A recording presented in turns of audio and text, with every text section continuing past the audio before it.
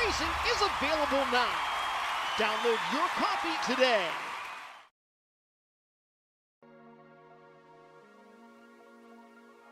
Welcome one, welcome all to SimSpeed TV for the final round of the Oceanic Dirt Sim Events 360 Power Series presented by Neuropower for 2023. And what a place we have to end off this awesome season of virtual sprint car racing. It's a proper action track, Cedar Lake Speedway. Very tight bull ring with some difficult spots around it that have taken out a lot of drivers in past events. Let's see who survives the gauntlet here on SimSpeed TV, coming to you live on YouTube, Facebook, and Kick. I'm Reese Gardner, and alongside me in the comms box is Dan Yeaman. He's also handling production behind the scenes, bringing you these live pictures. Well, Dan, what a season it has been of the 360 Power Series. We've had definitely a few different winners sent up in this series. We've noticed the rise of Synergy Sim Racing with a really good dirt complement to keep in touch with their V8 complement that has also seen quite a bit of success this year. But we do go to Cedar Lake Speedway. Very difficult circuit indeed. It is tight, it is fast, and it's got that wall through turns 1 and 2 that will certainly make things difficult for the drivers. Yeah, looking forward to seeing how things go here tonight. Actually, my first time seeing racing action at Cedar Lake. So that warm-up and potential form guide you've just given away, I think might be very exciting to get our eyes on. Speaking of which, let's go to the Google Earth track view here to zoom on in and look at the circuit here from above, as we're just outside the city of Minneapolis there in the state of Wisconsin. Two of the Great Lakes there off to the right of screen, but we'll zoom on down here to the town of New Richmond here in Wisconsin, and to the speedway itself. Nice, short, looks relatively flat from the top of the track, but in saying that, 40 degrees of banking through the turns. Yeah, not too bad, but also pretty short, sharp track there at, I believe that would be 3/8 of a mile, if I'm getting my, yeah, that would be 3/8 of a mile there. Yes. With that length. Correct, and allow me to educate you further, Dan. See down the bottom right there, the entry and exit to the pit lane and the general pit area. You'll notice that it's on the outside of the track, and where the wall comes in turn 1, drivers do like to run the high line there. At least they have in the past. Not sure how that's going to be affected by the dirt refresh that iRacing put out a few weeks ago. But running a high line there is tricky because you can collect the tires that are at the start of that wall. And you've got to mind yourself on the exit as well, because of course the pit lane comes out there, and you can also hit the corner of the wall on corner exit as well. So let's see who manages to survive that and who will be sent spinning up into the air. Yeah, that's going to be very fascinating to get my head around, at least I should say. But sounds like, yeah, be curious to watch this racing unfold. And as you were saying, as part of the introduction, it's also our final round of the championship, which for both the 360 Power Series, but also it's the culmination of ODSE's dirt sprint car action here in 2023 as well, because of having to wrap things a little early thanks to Brady Baldwin with a new job in the United States, meaning that he won't be here down under Reese to be able to bring anything else to wrap things up. But by the sounds of things, this is probably one of the best places to wrap things up. And speaking of which, let's have a look at those championship standings coming into tonight's final race of the year. Indeed. Well, Clayton Davies on top of the standings, but only by 2 points. Only by 11 points, sorry. No, goodness me. 18 points. 18 points. My math worked out in the end from Brady Baldwin. It is a Synergy Sim Racing 1-2 at the front of the field. Tim Ryan, not that far behind either of them. He's still got a chance to take the title here, as does Jaden Russell. And who knows, someone from the likes of Densley or Shoot or Barry might be able to get a good night in and make themselves a threat for the top 3 from here. But it is Clayton Davies one to lose. We'll have to wait and see if Tim Ryan will be able to have a consistent night and get maximum points in every race he's in tonight in what has been a bit of a patchy season for him. Yeah, the 360 numbers don't look all that great for him, but he's still there, certainly only 24 points off a potential championship lead coming into things this evening, so yeah, I certainly wouldn't be counting things out. And as he speaks, he's currently the fastest driver in practice, so hopefully that's good signs for him and his attempts to mount a championship fight. But as I was suggesting the earlier race, that it's not just the 360 Power Series standings that we have to consider. We also have the overall 2023 Sprint Car Championship, which consists of both the 6 rounds of 410 Thunder Series action and this 360 Power Series here, which is wrapping up tonight. And in that case, when you're looking at the full year's action, Tim is still out in front, but only just. Brady Baldwin still in a chance to snatch that one away if things go south for the driver of that number 98 machine. Yeah, so we'll be looking at Tim Ryan versus Brady Baldwin for the overall 2023 Sprint Car Championship, and we will be looking at Baldwin versus Davies largely for the 360 Power Series title. So keep those 4 names in mind. 3 names in mind, rather. Tim Ryan, Brady Baldwin, and Clayton Davies. It will be interesting to see. And, well, without further ado, we should probably keep an eye on the on-track action here. Drivers are currently in practice, and we can keep an eye on the format for tonight as well. Once again, it's going to be 8-lap heats here at Cedar Lake. Less drivers here tonight than there have been in previous rounds, so it looks like we're only going to be getting 3 heats out of tonight. But then we have a C main and a B main. We've had a little final update, which apparently might just kick that over to 4, as we do have... Right. Oh, no, actually, I am seeing 23 drivers still. So that... But with the race control having to take up a car, that might just kick us over to... It might take us over to... me. Accidentally registering as a driver in the server when I should have been in here as a spectator. So for all intents and purposes, that might kick us over to 4 heats, which will actually make our numbers here line up as intended. Given that, yes, I wasn't actually prepared for the possibility of 3 heats of action, because we've had 4 heats all season long. So we'll see exactly what that does to the B main numbers if it does actually go 3 heats or 4 heats. But the main thing will be that we should still go heats, C main, and into B main is the expectation, and then during the warm-up, bringing back the King Race Designs pole dash for the final time this season. Race will be getting our top 2 from all the heats out and track together for a 6-lap race to set the front runners for that A main. Yeah, indeed, and can't wait to see how that one turns out. Those top 2 from every heat getting in there.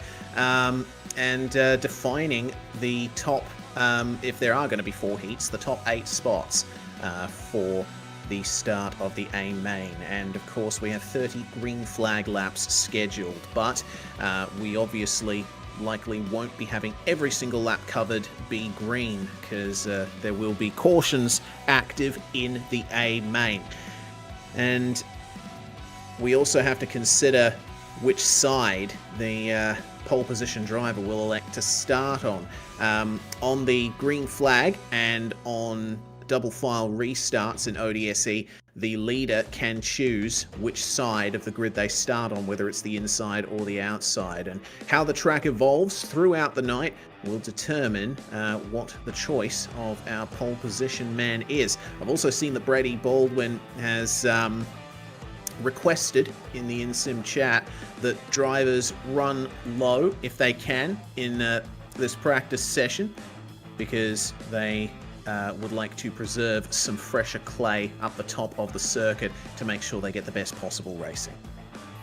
Yeah, part of the joys here of this new dirt refresh and dirt build is getting the right getting the best conditions in as possible, and figuring out how the best way is to go about that here indeed. And so still having to learn that on the fly a little bit, but credit to the ODSE team being able to work with the drivers here on making sure that they've got things dialed in best as they can get it. And hopefully that'll be rewarded with the racing action out on the circuit as we're coming up to the start of the quick time. And we'll cut to the footage from the circuit in just a moment's notice here. Yeah, absolutely. Looks like the session is advancing as we speak, and then we can get into 4 minutes of qualifying to decide who gets the quick time and the pole position start for the first heat. Every driver only gets 2 laps to set their qualifying time. And looking at practice, it seems like the pace has been set by Tim Ryan at an 11.319 second lap. Braden Miller having a good practice run, only 5 hundredths of a second behind him. And Sean Stevens also getting into the 11.3s at an 11.381. So this will be certainly quite the interesting qualifying session to see who gets into those positions and who will set off their championship charge the best. Because remember, in ODSE series, you also get points for qualifying. Yeah, as I was being sort of told, there's a lot of particulars, a lot of intricacies to the points system here in ODSE, which means that we'll have to wait for confirmation from the race control team to be able to let you know exactly how things are playing out in the championship standings. Qualifying is indeed now underway, Reese, so let's bring out the feed on screen. And this is how things are going, as got eyes on Leo Heaton here as he comes around and puts a 12.0 on the board. But it's Luke Wilson with the fastest opening time here at the start of the session. Yep, well, Blaine Densley and Daniel Nickel bringing up the rear at the moment in 4th and 5th. Cooper Wilson going to the top on an 11.867. These times looking quite far away from what we saw in practice, but every driver will have pretty much their second lap to play with as well. We'll have to wait and see, though. Braden Miller gets into the top 5. Sean Stevens setting an 11.8. Josh Barry getting into P2 on an 11.875. And with an 11.886, Cole Ferguson goes into P4. Was P3, but Brent Hobbs is now quickest. Josh Barry goes back up from P3 to P1. Good opening stanza from him as Hayden Vickers sets a time 200ths of a second slower. Goes into P2 from that. How does the second lap go? It's going to be an 11.97, unfortunately. That's not going to be enough to overcome Josh Barry at the moment. Jaden Russell, who's managed to get a feature win this season back at Volusia. He's certainly had quite a successful run here in the 360 Power Series.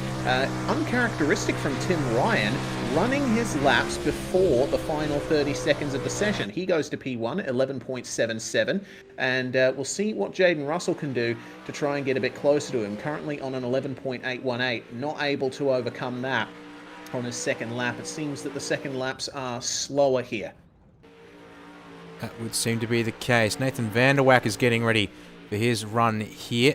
As Thomas Mitchell jumps into 4th, we'll stay here with Vanderwacker for a moment, see what the 88 can do here on his first flying lap run.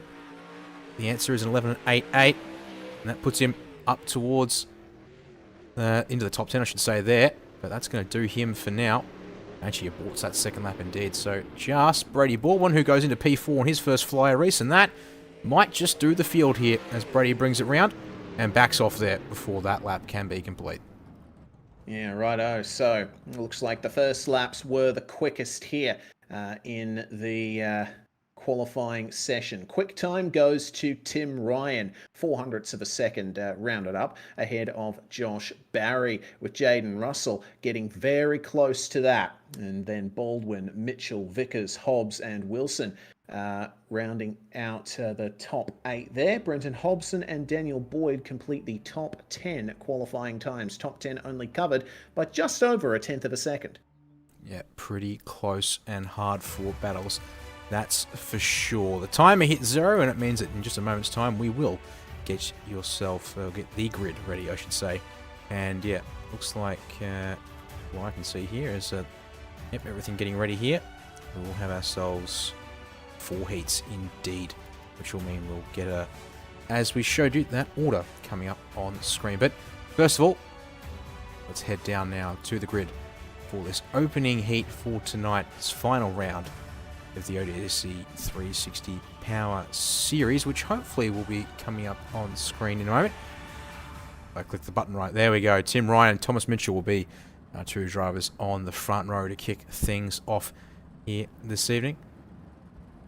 Brenton Hobson and Sean Stevens will be 3rd and 4th to get ready and rocking off that second row. Leo Heat and Travis Parrott 5th and 6th, which is actually going to be our last drivers in this opening heat. Liam James there in the server to make sure that we can get things ready and underway. But that will do us here, as we're now just waiting on the formation laps to begin for this opening heat of 4. Indeed. Right then. As always, the top 4 from each heat transfer straight through to the feature, so we'll be keeping an eye on that 4th place transfer spot if there is a close fight over it. Field pulling away now. And also don't forget about the pole dash presented by King Race Designs. The top 2 from each heat go into that. Right now, Tim Ryan and Thomas Mitchell are the ones in the box seat for that, but we'll see where they are in 8 laps time.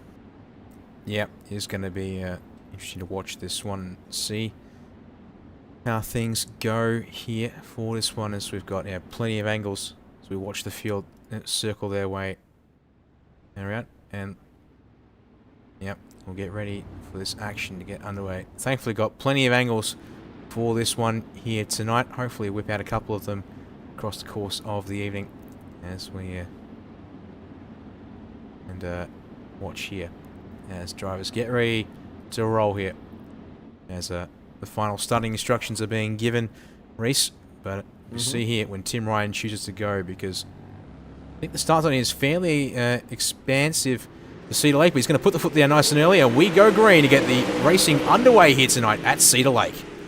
Yeah, already through turns 1 and 2, and Tim Ryan has a good lead over Thomas Mitchell. It's hard fighting over 3rd and 4th, with Brenton Hobson making contact with Sean Stevens, and going down the inside is Travis Parrott.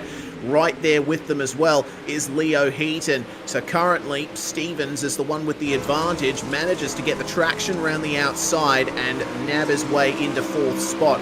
And then a side-by-side 5th and 6th between Parrott and Heaton. Looks like Brenton Hobson is starting to jet away there. Speaking of jetting away, well, Tim Ryan and Thomas Mitchell don't seem under much threat right now, as that is a little problem for Travis Parrott there. Just got a little crossed up through turns 3 and 4, and he's down to the back.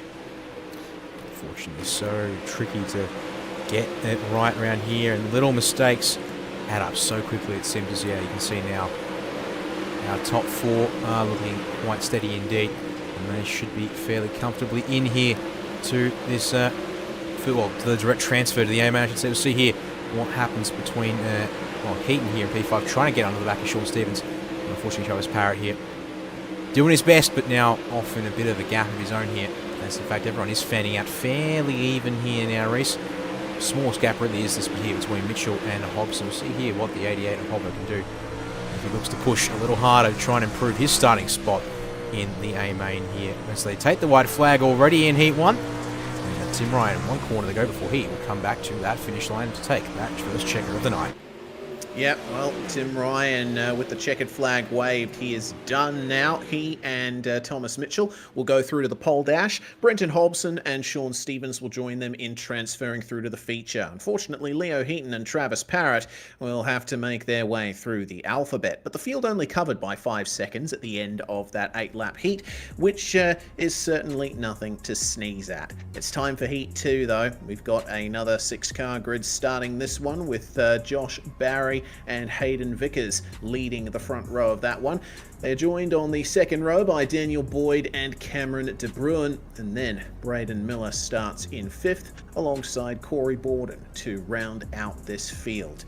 Now, not too sure if I can really pick a winner out of this, because I know that all of these drivers have great potential for success, but we saw how early Tim Ryan went The driver who starts on pole is going to have a big advantage with just how short and tight this track is. We haven't seen much in the way of side-by-side running, aside from the first couple of laps of each heat. Yeah, it looks to be the case that at this stage of the night, yeah, being out front is super strong advantage. But maybe see if things turn around a little bit here. As you said, this one could be a very interesting field in terms of who might come out on top. We're not quite sure. As one more lap around the speedway here before we get going. Let's see who unfortunately will be the two drivers that will have to go the long way here as they keep the pace nice and steady before we take the green for the second time here tonight. All right, well, Hayden Vickers will line it up here with Josh Barry on the front row. Barry controlling the start, but they make contact on the way to the green flag. That was a big mess up there, and it looks like Race Control's going to have a few things to say about that. The front wing is unfortunately gone for Hayden Vickers with that contact. He's going to fall outside the top four if he can't get that thing underway. He has lost a lot of front grip as a result of that. Yeah, and there's a couple of questions as to what might be the play there for that one for the race control team, because, yeah, that has made all kind of things a little bit crazy here. Barry ends up hanging on, but, yeah, it's now, oh, you see a pack-up as, yeah, Vickers is trying to hang on with no front wing, but then you got the two cars in behind of Corey Borden and Braden Miller, and unfortunately for Borden and Vickers, they get entangled in each other, and goes from bad to worse, it would seem, for those two drivers. Miller escapes, it seems like the skin of his teeth there, Reese, to now get himself into a transfer spot as we go past the halfway marker now. And the rest of our drivers towards the front of the field look like they're fairly calm and composed, apart from what happened there off the race start. Yeah, that's a shame there, but Braden Miller with a big advantage now, and he's actually looking like he's going to start challenging De Bruin for third spot here as they make their way out of the final couple of corners. Penultimate lap now, and Josh Barry seems to have it in the bag here versus Daniel Boyd. We keep our eye on this third place spot to see if Miller can overcome De Bruin, but they're already coming to the final corner of the race here, lap 8, and the checkered flag is already out. Josh Barry will take the win in heat 2 with Daniel Boyd in second. They go through to the pole dash. De Bruin and Miller will join them in the feature. But, man, Corey Borden and Hayden Vickers coming together. And not just that, Vickers and Barry coming together as they were getting ready for the green flag. That is a bit controversial here. It is. It's ended up with Corey Borden getting a black flag, so he'll, yeah, most definitely. Well, already was going to have to go the long way through tonight, but now we'll have to go, yeah, absolutely, now from the back of that group, possibly.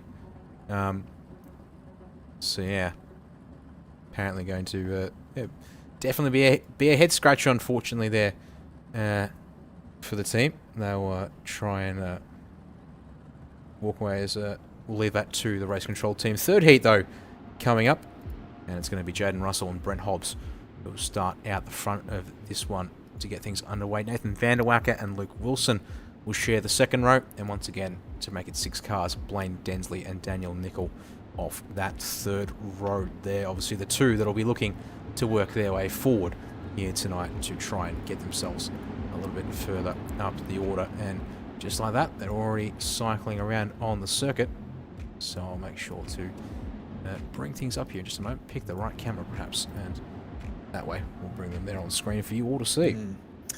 Yes, news from Race Control. Looks like Corey Borden's been given a black flag for that incident with Hayden Vickers in the previous heat.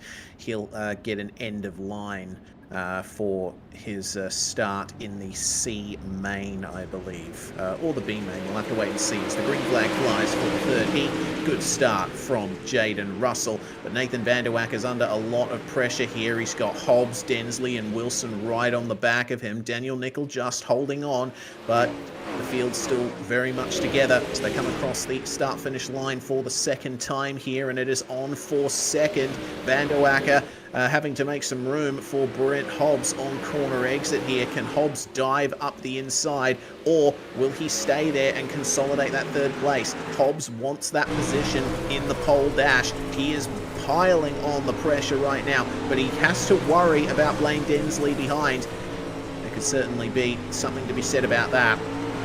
Could lose that position if he races Van der Wacker too hard. Goes up the inside here through turn 3 and 4, but Van der Wacker with the drive around the outside will hang on, and therefore is most definitely now 4 drivers in this one here. Try and sort out who's going through now and who's going the long way around. Of these 4 on screen, one of them unfortunately will have to say goodbye at the moment. That is going to be Luke Wilson here as he tries to stay with the group, maybe find something on Blaine Densley to shake that order as we're coming up to 2 to go here, Reese. And so far, it's Jaden Russell's show out front. You can see here, it might be a 6/10 margin, but it's plenty comfortable at the moment, it seems. Is coming down to exactly what's going to happen here on this final lap of heat number 3. Yeah, 6/10 over a 12-second lap is a huge margin, and trying again up the inside is Brent Hobbs, and there goes Densley with the dive up the inside, but it's not going to matter. Checkered flag out, and Jaden Russell wins Heat 3. Van der Wacker joins him in the pole dash. Hobbs and Densley through to the feature in 3rd and 4th. Luke Wilson miles behind effectively, along with Daniel Nickel there, 2.5 and 3 seconds respectively behind the race lead at the end. So that concludes Heat 3. It's time for the final heat here, and we're only going to have 5 cars starting this one. Brady Baldwin alongside Cooper Wilson, and then we have Cole Ferguson and championship leader Clayton Davies on the 2nd row. Robert Crawley is the 5th and last car to take the start. Just ignore that purple car there. Really shouldn't be present in the session. Oh, well, we'll do our best to pretend it doesn't exist, Reese, and that'll be perhaps all for the better here, as drivers now on the grid and just about to get ready to head on off and rolling. As yeah, we wait now for things to get started here at Cedar Lake. She might take an opportunity here just to sort of play around a little bit with. We've got a couple of cameras that I can work with tonight. One of them being this camera that's been set up instead of a drone type position that I can then use here as we'll have the field start pulling away towards turns 1 and 2. Indeed. Well, Clayton Davies starting from 4th spot with the championship lead in hand going into the final round. This is going to be interesting for him. He'll have to try and fight his way a little bit further forward if he wants to really secure his spot, not just in the feature but in the pole dash as well. And getting into the pole dash would be Davies' best chance at securing the best start possible for this feature. But remember that Baldwin is 2nd in the championship and pressuring him quite hard. So this is going to be a lot to come out of this 4th and final heat. Can't wait to see who manages to comprise that top 4. Only one driver is going to not be secured from this race. Yeah, this is going to be the most interesting one, I think, of them all. Nice jumper ball on the inside. Cooper Wilson, though, has been left a little bit, well, a bit of a sitting duck there, but he will gather it back up around the outside there on Cole Ferguson, who didn't get a good run there on the inside. Then you got Clayton Davies checking up a little hard there on the outside line, Reese, but first lap stays okay. Unfortunately, looks like for Robert Crawley, his work's going to be pretty hard to cut out, and I'm not sure if he's going to be able to close things up. It's going to take a bit of a move or something happening ahead. Which then again, Cooper Wilson, a little high there through turns 3 and 4. Here comes the slide from Davies inside, but no, not able to get it done. And now potentially under threat from Ferguson into 3 and 4 on his own turns. All it does, though, is give Brady Baldwin that half second is what the gap is now. Buffer margin for him to play with here. Yeah, Clayton's going to be driving hard for 2nd spot here. He wants that place in the pole dash, and you can see that his car definitely has a bit more speed than Wilson's does on race pace. With Baldwin continuing to streak away here at the end of lap 5. Another slider from Clayton Davies, but Cooper Wilson gathers it up and comes right back at him across the line. Oh, they slow each other up a bit through turns 1 and 2. Davies back up the inside now into 3 and 4. Who's going to get the place in the pole dash here? Second last lap starts, and Davies trying around the outside, bit more speed and almost clouts the wall, but the downforce is with him. Wilson trying his best to hold on, but got a bit too much of a spin on there. Lost the momentum and is now back in third under threat from Ferguson. Davies is secure in second place. Final couple of corners, and Brady Baldwin will take victory. He gets into the pole dash. So does Clayton Davies, finishing in second place, gaining 2 spots there. Nice job from the championship leader, with Wilson and Ferguson also making their way into the feature. Rob Crawley is going to join our B main, actually. I think due to the lack of drivers in the field for this round, we have skipped the C main. That will be very interesting. So 10 laps are about to get started here, with the top 7 transferring through into the feature. There are only 7 cars starting this one, so it's basically just deciding the final 7 grid spots of the feature here. Leo Heaton and Hayden Vickers will start on the front row of this one, with Luke Wilson and Robert Crawley on row 2. Travis Parrott and Corey Borden will start 5th and 6th, but Corey will have an end-of-line penalty to deal with from his incident with Hayden Vickers in their heat, with Daniel Nickel taking up the 7th and final grid spot. There we go indeed, yeah. Probably should have seen that one coming, perhaps. Given, as you see, they're slightly short on numbers than we have seen in the other races here for this one. So indeed, unlike the usual cutthroat nature of the C and B mains, this is going to be, a consolidation of just where exactly are you starting for the A main. Of course, you want to be in the best possible spot, because it is only a 30-lap race, and still with a fairly healthy field of cars, you're not going to want to be caught napping here if you can avoid it. But at the same time, you're not necessarily under the same kinds of pressure that we normally see. Will be interesting, of course, so to see that we still have that King Race Designs pole dash to come for our top 8 from across the heats. Heaton will take the green there on the inside. Vickers has been caught a little slow and far back on the outside, and Wilson will try and get up the inside here. Luke, sorry, and he will get the job done. Nice slider there into turn 2. The back. Oh no, that's the teammates coming together. Corey Borden and Daniel Nickel have somehow found each other, and looks like Borden is out of this one. Nickel losing his front wing. That's a real shame for the two of those, but the top 5 still has quite a race on here. Trying on the inside is Luke Wilson on Leo Heaton. This will be interesting to see. A few more laps to deal with in this one. They almost make contact on the way out of turn 4. Down to the inside goes Hayden Vickers. He's looking for a bit of redemption here. They almost go 3 wide, and getting shuffled to the back of that is Luke Wilson, and Vickers going for the lead. Big slider.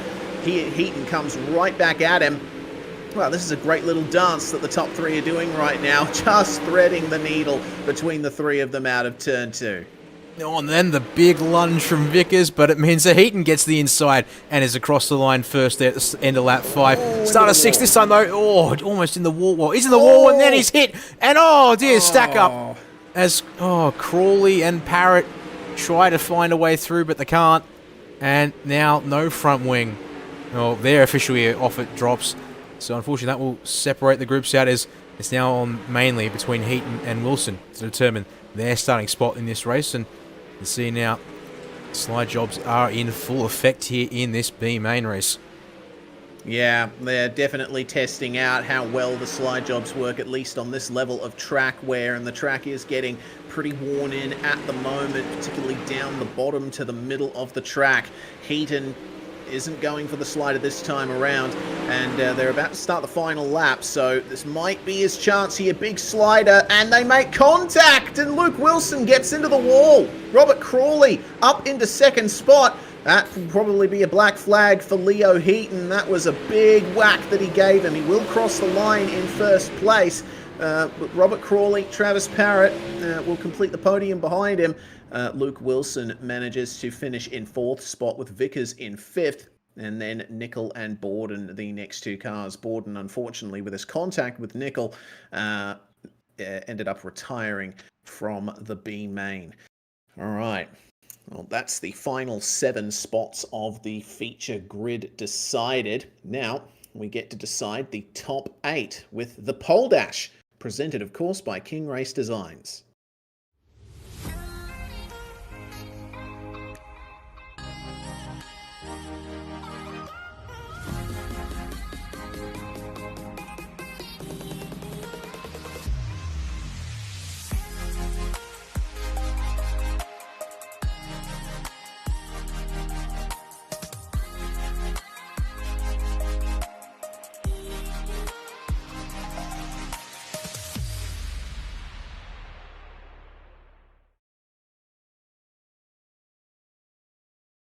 Well, it's time for the pole dash. Thanks very much to King Race Designs for your support of this series and ODSE. So we have drivers making their way to the pit exit at the moment, and they'll be going for a 6-lap dash to decide who gets pole position for the A main here at Cedar Lake Speedway. And it looks like they've all made their way to the entry point to the track now, so race control's just given them the go to start rolling, and they will get going very shortly. 8 cars here trying to decide the top 8 grid spots for the A main. Who will get the best start? Josh Barry starting alongside Tim Ryan, and we are away. And looks like Ryan getting a good start into turn 1 with Barry now trying to defend from Jaden Russell. Clayton Davies has started from the back here, and it's not going to help his championship chances much, but we'll see how well he can make his way up through this field. All the way to the inside goes Clayton Davies there at the back of the field, but it's not working out for him so far. Seems like the middle to high line is where you want to be.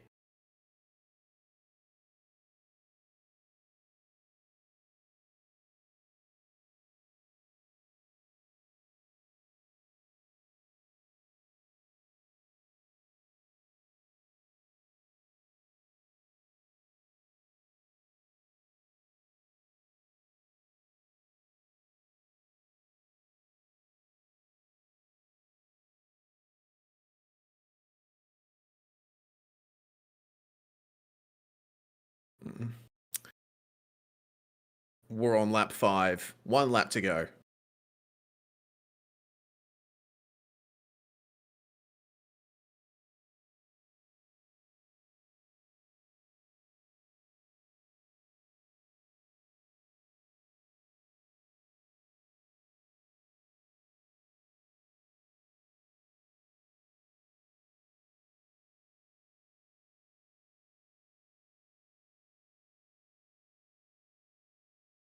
Yeah, indeed. And with Davies and Baldwin not having the best of runs there in the pole dash, means potentially they might get back in the pack when we go for the A main start. And who knows, we might see Tim Ryan coming through at the final round to potentially take this championship. Well, we will step aside very briefly here on SimSpeed TV. And when we come back, it's going to be the 30-lap A main to end the Oceanic Dirt Sim Events 360 Power Series from Cedar Lake Speedway.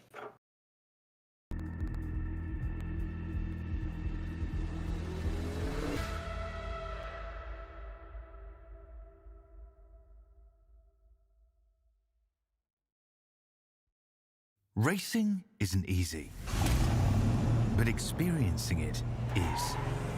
iRacing puts you in the driver's seat with the industry's leading sim racing game. Drive on laser scan replicas of the greatest racing circuits from around the world. Go head-to-head against other drivers chosen by skill-based matchmaking to ensure competitive racing at every level. Compete across all your favorite series. In officially licensed cars, engineered to deliver the most accurate driving experience possible.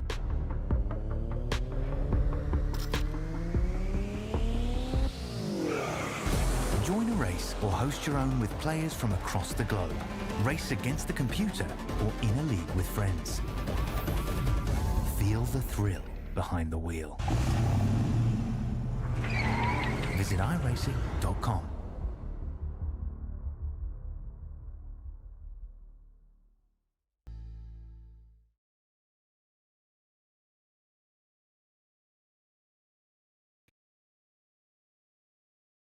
You're watching SimSpeed TV on YouTube, Facebook, and Kick. The Oceanic Dirt Sim Events 360 Power Series presented by Neuropower here at Cedar Lake Speedway, the final round of the championship, final round of the overall ODSE Sprint Car Championship for this year, and also the final round of ODSE full stop for this year. Brady Baldwin, our series administrator, going over to America to work for a sprint car team, which means ODSE competition will be put on hold for the time being. So let's hope that we get a rollicking feature here to round out this final round of the series. And of course, myself, Reese Gardner, and Dan Yeaman with me in the commentary box, going to take you through it. Dan, championship situations. Right now, it is advantage Clayton Davies for the 360 Power Series. We've been told that considering the points on offer, if Davies finishes 7th or better, he will win the championship. So the pressure's on. It is, and I mean, in some respects it's on, but at the same time maybe it's not. I mean, maybe that explains perhaps why he wasn't too fussed about his qualifying, his heat results, and being put towards the back of the King Race Designs pole dash, perhaps, because he'll now be starting the A main in 7th place. So long as he keeps that position, all good, and therefore. So maybe that's one to keep in mind there. On the overall state of things, though, there are quite a few drivers in contention for it. Actually going, well, I should say, top 4 of Clayton Davies, Brady Baldwin, Tim Ryan, and Jaden Russell all potentially have a chance of winning that title for the 360 series specifically here tonight. As we checked out earlier, it's a little bit more clear, cut and dry with just Tim Ryan and Brady Baldwin in position to fight for the overall Sprint Car Championship, combining the results of this 360 Power Series with the 410 Thunder Series run earlier this year. And similarly, Reese, P7 will do for Tim to wrap up that title ahead of Brady. Yeah, absolutely it will. It's only Ryan and Brady in contention for the overall championship here. And we also have teams championships to think about. It's only down to Synergy Sim Racing 3, which is Brenton Hobson and Brady Baldwin, and Vortex Sim Sport 1 of Daniel Boyd and Nathan Vanderwacker. So we'll see then what kind of points totals will be got, because of the SSR team, Brady Baldwin's the only one here. Hobbo taking the night off here. Boyd and Vanderwacker, though, both in the session. So that will make for quite interesting conclusion to this, as Tim Ryan is going to start on pole position for this one alongside Josh Barry. We then have Jaden Russell and Brady Baldwin making the start from the second row. Then Daniel Boyd and Nathan Vanderwacker will start off the third row. Of course, we do have the positions slightly jumbled here, but Clayton Davies will start alongside Thomas Mitchell for the fourth row of the grid. And behind them, it is as they all started. I'll correct myself because Brenton Hobson is here tonight. I don't know where I got that information from. Cameron De Bruin will start alongside him to round out the top 10. He will indeed, and then rapidly going to have to fire through here because they're on the second pace lap. Hobbs and Wilson off row 6, Stevens and Miller for row 7, Densley, Ferguson row 8, Heaton, Corley for 9th row, Parrott, Wilson, Vickers, Nickel, and Borden to round out the field. And just like that, pretty much right on cue, they get going here as we get the night's action underway here in the ODSE 360 Power Series. And Tim Ryan looking all right here at the front of the field. Drivers, though, getting very busy here in the mid-pack. Absolutely is. That's a bit of 3 wide running there further on back. We've got almost 4 wide between Hobson, De Bruin, Densley, and Hobbs. Also, Braden Miller getting into it along with the number 40, 140 of Cooper Wilson. This is a very tight track, but there's still plenty of room for racing, and we see a big difference in the lines people are deciding to run. If you're stuck down on the inside, you're going straight to the bottom, and that's where the grip is, unless you're on the very outside of the circuit trying to maintain momentum around the top of the banking. Tim Ryan decided to go for the inside row to start things off, and it's worked out well for him. He is already in the lead by a second over Josh Barry, and Jaden Russell sitting pretty in third spot. Let's keep an eye on Brady Baldwin and Daniel Boyd, though, because they are looking very interesting in front there, with Clayton Davies embroiled in the battle with the rest of the field. Davies currently running in 9th spot. And remember, he needs to finish 7th or better to win the title here. Secure, I think, yeah, secure being the particular word. It might be the case that with Brady in 4th position right now, that P9 is still good enough for Clayton here, but he's not really making progress, Reese. He's really sort of having to get his elbows out and get really stuck into things here. Thomas Mitchell has taken a spot away from him here so far. There we go, the slide job up from the inside there.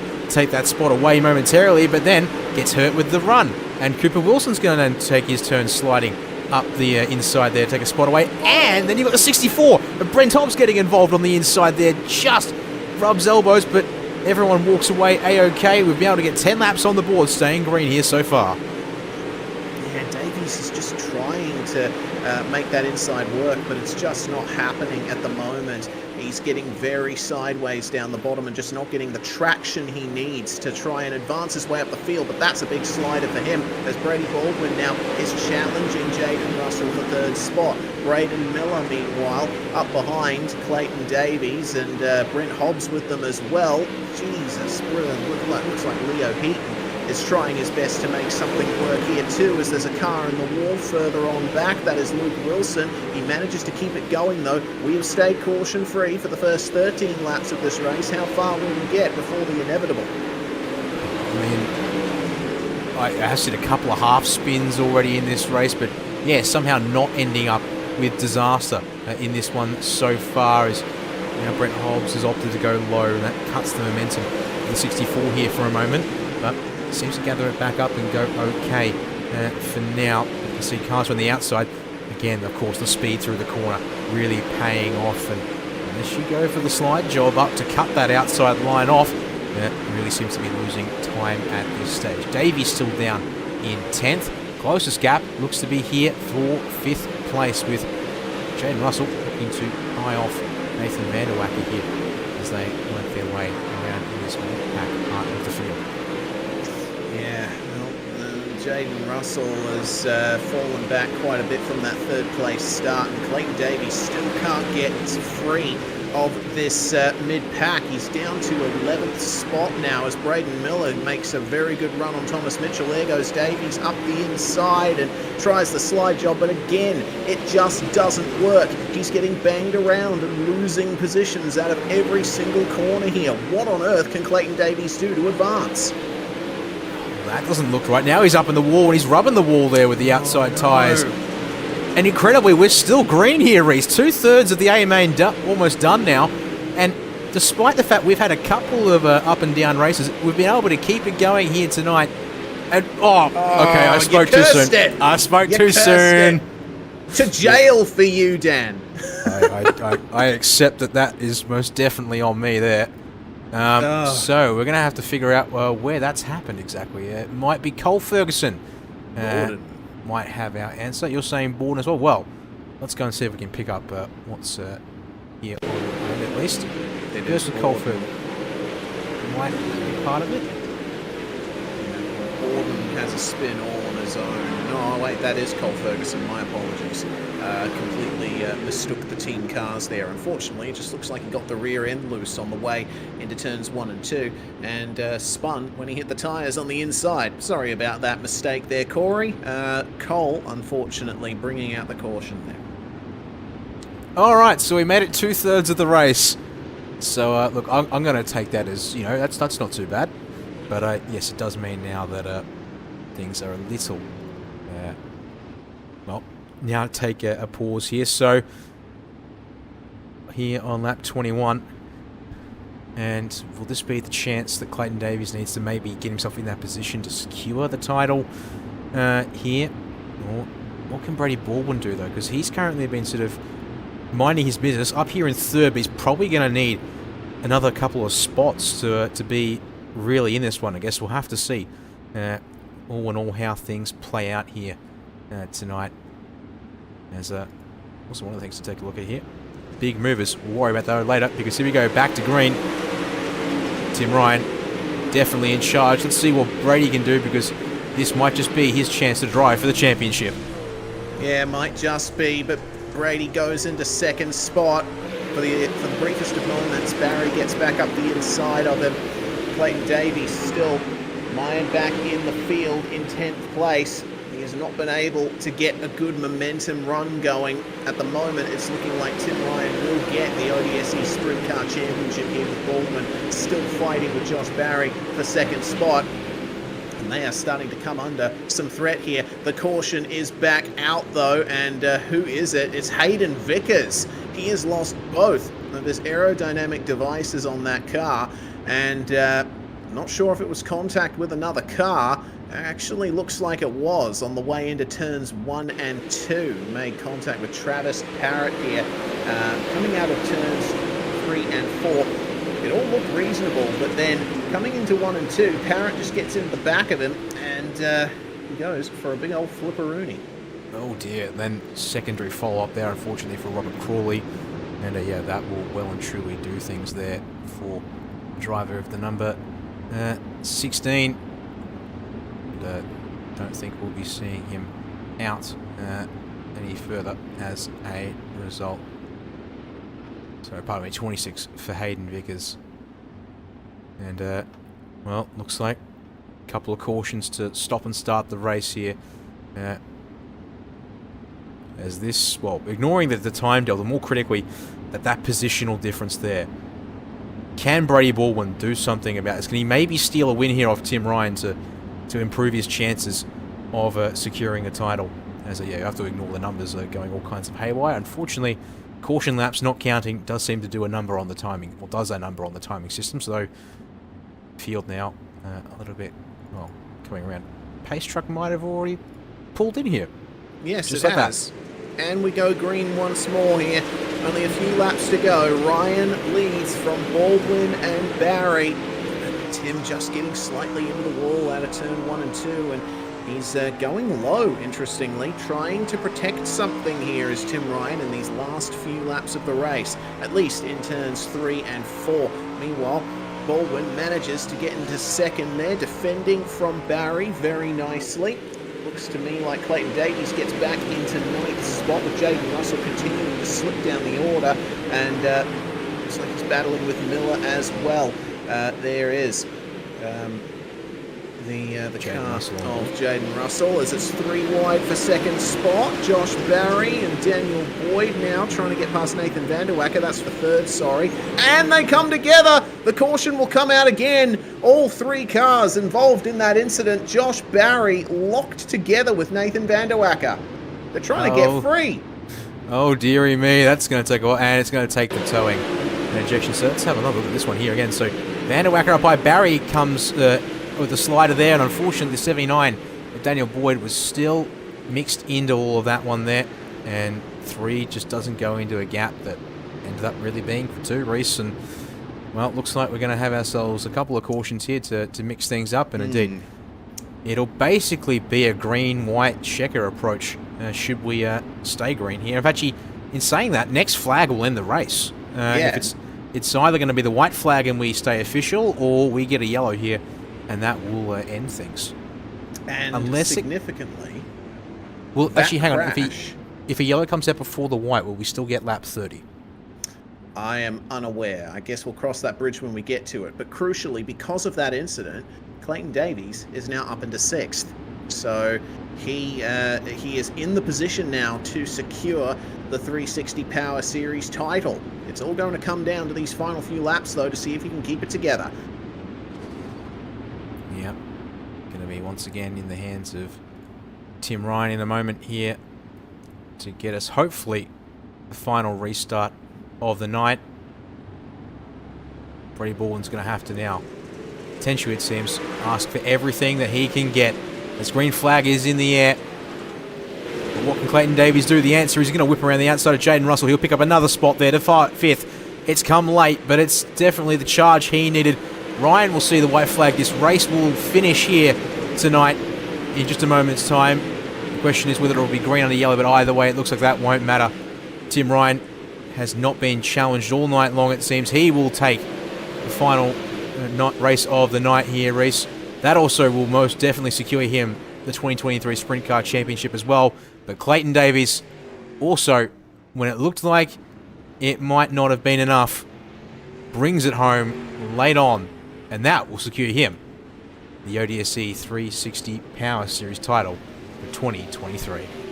Yeah, and the celebrations already beginning there for Clayton Davies. He is rightly very happy with that. It was a good season from Clayton, managed to get some excellent results throughout the season.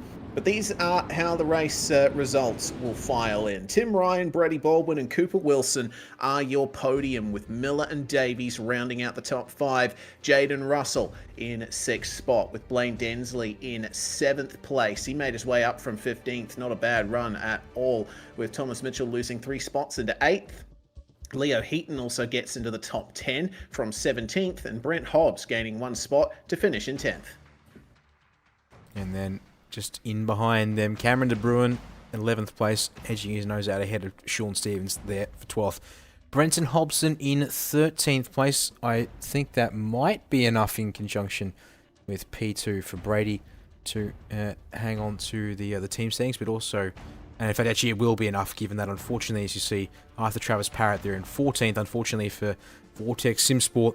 Nathan Vanderwacker in 15th and Daniel Boyd in 17th, unfortunately coming together there ends their hopes at a title run. Daniel Nickel in between them splits the Vortex cars for 16th, and with Boyd rounding out our drivers on the lead lap. Corey Borden, Cole Ferguson and Rob Crawley all end up 1 lap shy. Josh Barry, unfortunately, shy 2 laps.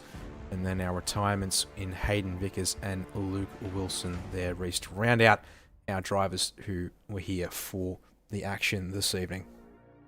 Indeed. Well, that is going to bring to an end the racing portion of the night. We should have a chat to Clayton Davies, who, with that 5th spot in the feature, we should be able to confirm is the ODSE 360 Power Series champion for 2023. Really good season for you, Clayton. It didn't look like you had really secured it, though, until that last caution. Yeah, I don't wish I could go through that again. It was real stressful. We just got held up for that first part of the feature. I really just couldn't get a clear run. Took me a bit to figure out the car, but no, it's finally good to get a series win. I feel like I've been on that second step that many times. It's not funny. It's pretty much to Tim every time as well. So to finally knock him off the top perch was good, even though that I didn't get to do it by winning the last feature. But top 5's the top 5 in Australia's best league, so I'm stoked with that. Absolutely. So you should be. I guess how did you find the track? I suppose it obviously played a part in you not being able to get the run that you wanted. It's very tight here at Cedar Lake. Yeah, it's pretty difficult. This was probably what my best in terms of stats when it comes to ODSE. Like, I won the 360 title here, and I won around here against Tim before, and it's very frustrating when you don't have that pace as what you used to. So the track was good. There was multiple lanes of race, which is the good part about it all, and that's what you want. It's just something that you got to pick, that I got to go back and pick apart and find out what I got to do better so I can get those runs and not fighting with everyone in the pack, and I'm up the front trying to race Tim.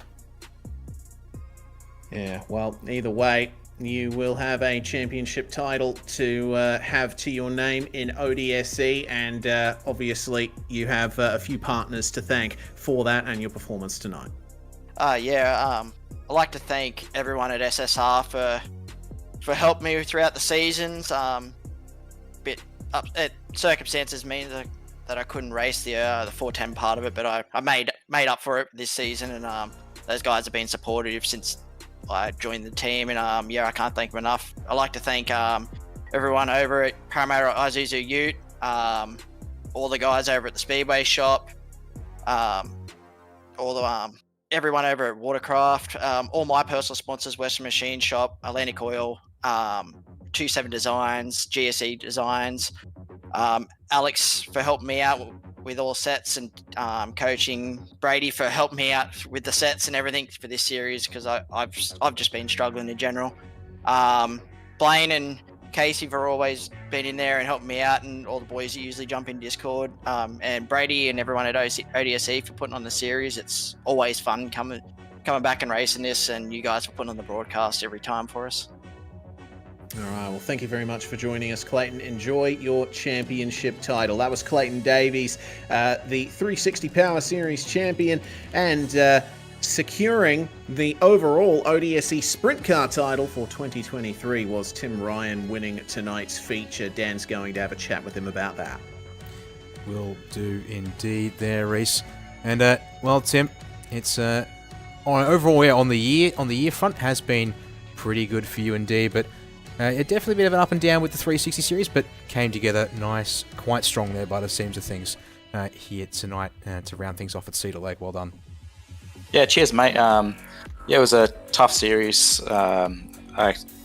It's only 6 rounds, and I crashed while leading the first one, missed a race, and then worst result of second through the series. So it wasn't a bad series considering a DNF while leading and missing 1 round. So really only 4 decent results on the board, and tonight was pretty tough as well.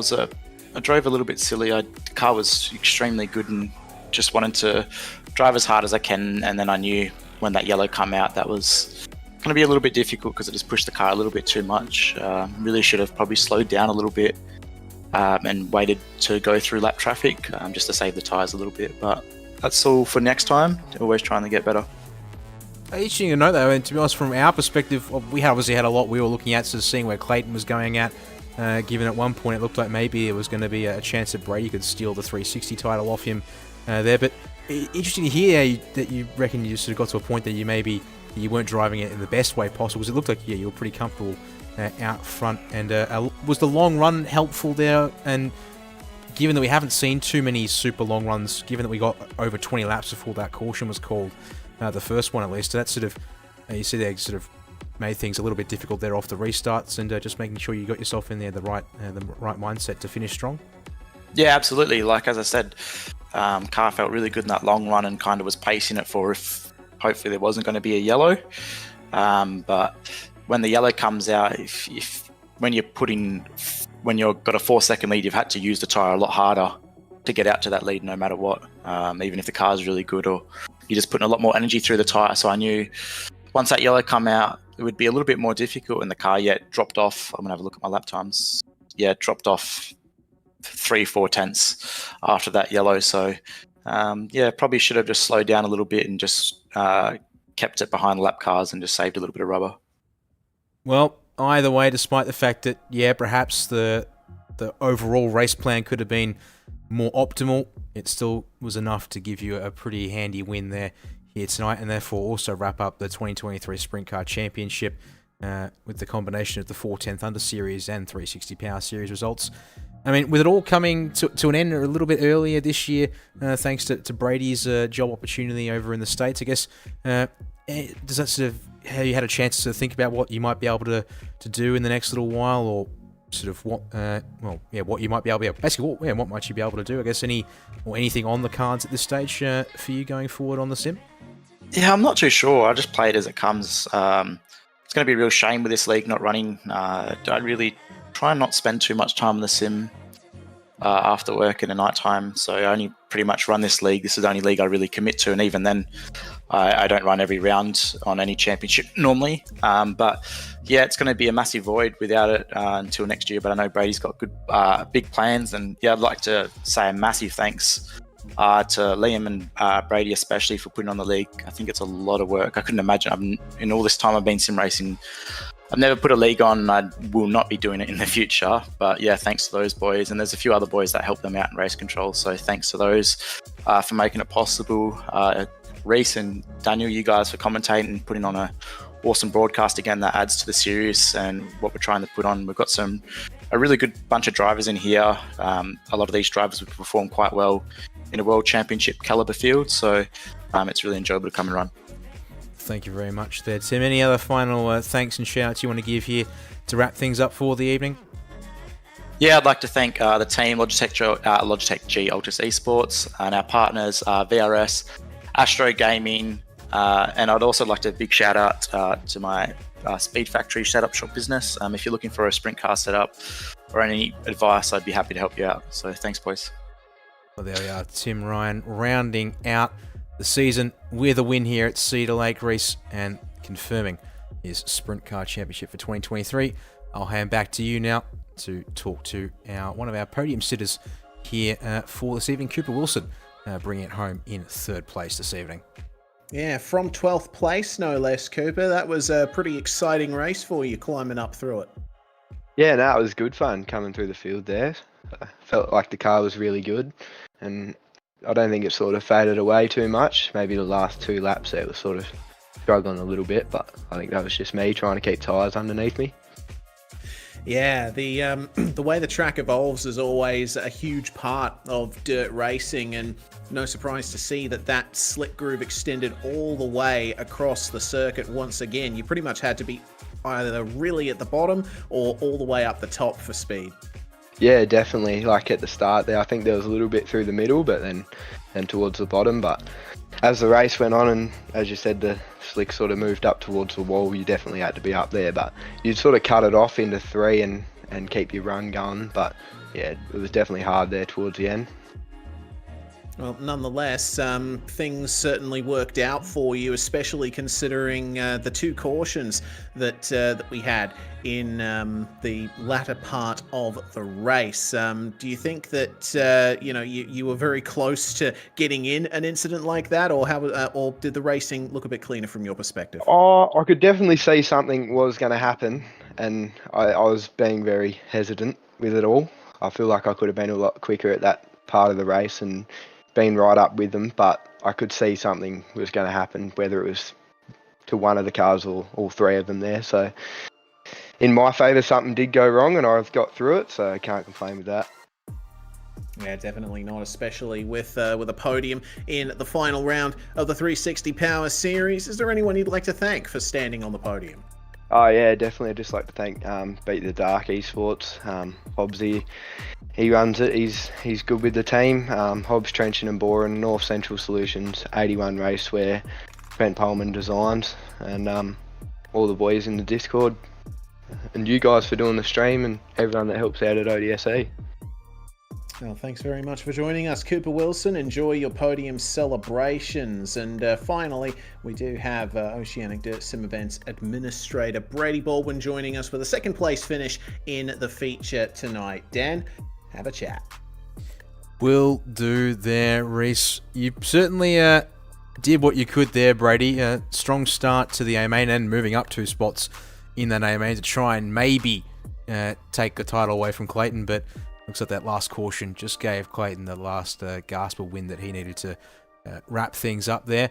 But I've just also checked in that coming home 2nd was what you needed to do, because it means you've come home tied with Tim on the 360 Power Series points, if I'm reading some of the admin shadow correctly here. Yeah, so we end up tied for 2nd, but with the tiebreaker being best result, because he got 2 wins, he'll just get me. But that's okay. Honestly, the racing was pretty good tonight. We went 21 laps green at the start.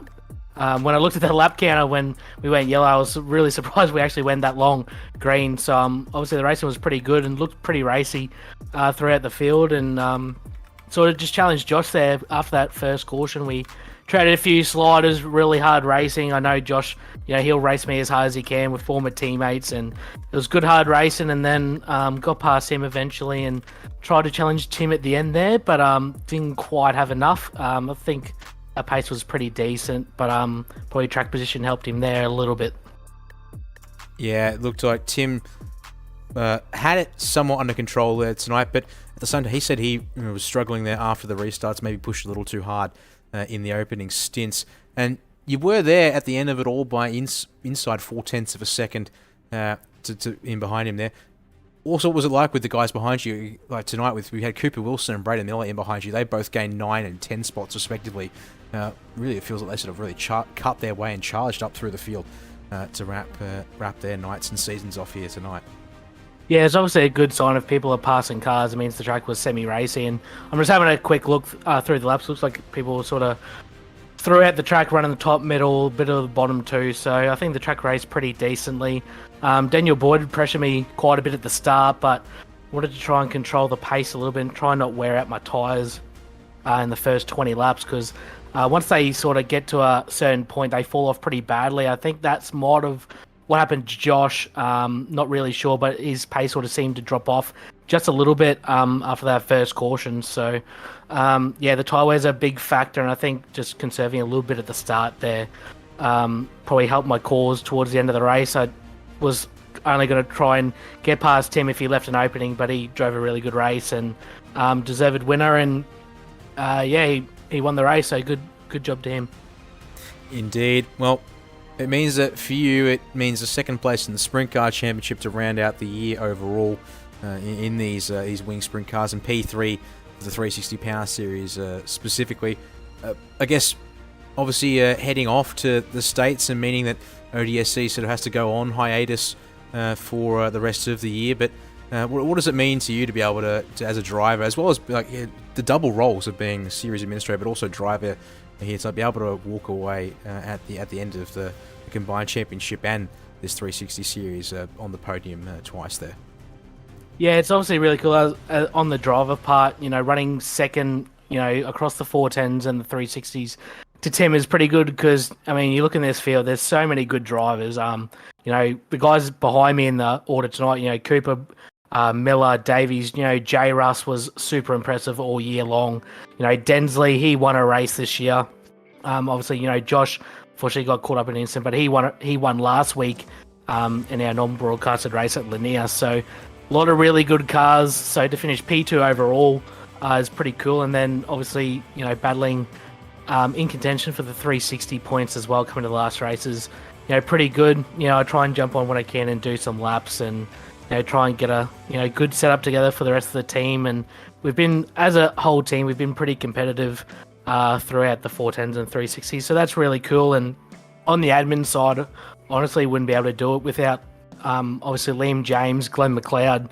They do a fantastic job doing race control and allowing me to enjoy myself and try and have a go, have a skid. I'm sometimes a little bit of a pain to them during the race night, but I think tonight I enjoyed it a little bit more because I took a step back and let them take over. And also Alan Tacken has helped out a few nights as well. Damon Mulqueen, fellow Synergy teammates, been helping out as well. So obviously without them guys, it wouldn't be where it's at. And with me pretty much being a FIFO worker to the States next year, they'll be pretty much running the show while I'm away. So they're an important part, and they're pretty much the sole reason why ODSE's still going today. Without their help, I wouldn't be able to keep running this league, that's for sure. Indeed. I'm sort of have my own experience with league admin. It's very much, whilst there are some parts you do by yourself, when it comes to the overall operation on the race line, it's never a one-man show. And indeed, a credit to everyone that helps you at ODSE, and be the guys that I get to see helping you out on race night, as well as the others who are helping out around the joint. I guess one final thing for me is obviously with the dirt refresh coming here in the middle of the season.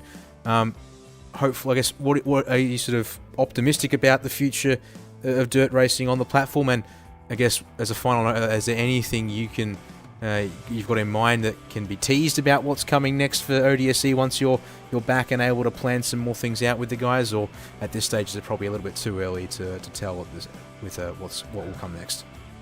In terms of the dirt refresh, I think every week has been getting better. Last week we did an 18-lap green flag run at the start of the race. Tonight was 21 green laps. So to me, that's a sign that the racing's good. Williams Grove was pretty decent, but there was a few, probably too many yellows by my high standards. Also, Lernerville was sort of the same thing, but the last 2 weeks have been a lot better. So I think the more laps people do, they'll get used to it. I think it's showing every week that people are improving, getting used to it.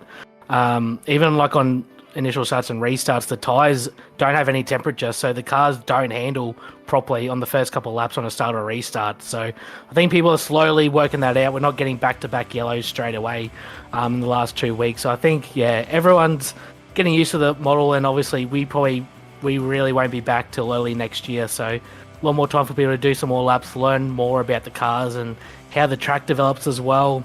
that could be changed in the next 6 months. I'm not too sure. But in terms of what we're doing next year, we do have some big stuff planned. I've got a 13-hour flight to San Francisco next Friday, so I can do some stuff on my phone and try and organise some things. But yeah, we got a big series planned at the moment. We're doing a complete series altogether, 360s and 410s, 16 races in course of over the year, starting in March, probably till about September, October.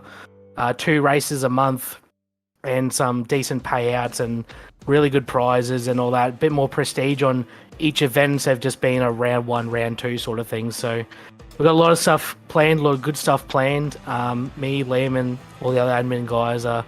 Once I get back from America at the start of September, we'll iron out some things so we can be organised for early next year. Well, there you go. Stay tuned, ladies and gentlemen, for more from everyone at Oceanic Dirt Sim Events. And to wrap things up, Brady, who else do you need to thank, of course, with everyone at Synergy, as well as any other final shout-outs on behalf of ODSE here? Yeah, obviously the guys I mentioned before in race control, Liam, Glenn, Alan, Damo, thanks for their help. Like I said, wouldn't be able to race and enjoy myself and have a really good functioning league. I think the best league in Australia, if not the world. So thank you to them guys. Big thank you to Brent Hobbs and Peter Hobbs, Trenching and Boring, supporting the 410 Thunder Series early in the year. Tristan Yelland at Neuropower, he's an absolute legend, one of the best guys I know. Doesn't get the credit he deserves, so big thank you, Tristan Yelland. Hope he's watching. Thank you for your support, mate. Really appreciate it. Obviously, you guys broadcasting, obviously Dan, Reese, and Jay behind the scenes, bringing this to life. We wouldn't be the quality of product we are without you guys, so thank you very much. And obviously all the guys at Synergy, Davies, 360 champion, absolutely unreal. J. Russ, I'm pretty sure he picked up P3 in the overall championship as well, and he's taken a massive step this year and really got some speed. So congrats to J. Russ, Hayden, Gowie, and obviously Hobbo as well. Everything they do and make the racing nights a lot of fun and pretty relaxed, and I really enjoy it there. And obviously all our sponsors, Parramatta Isuzu Ute, Works Racing Components, Watercraft Performance Centre, Speedway Shop, DM Simtography, Dr. Epoxy, and like I said, all the guys there, you guys for broadcasting. And bring on next year and bring on the 13-hour play or 20 hours of plane flights next Friday. Well, there we are. Brady Baldwin, Synergy Sim Racing, ODSE Administrator, and wrapping up his year with second to Tim Ryan in the Sprint Car Championship and third to Clayton Davies and Tim for the 360 House Series. And that, Reese, is going to do for the evening's coverage.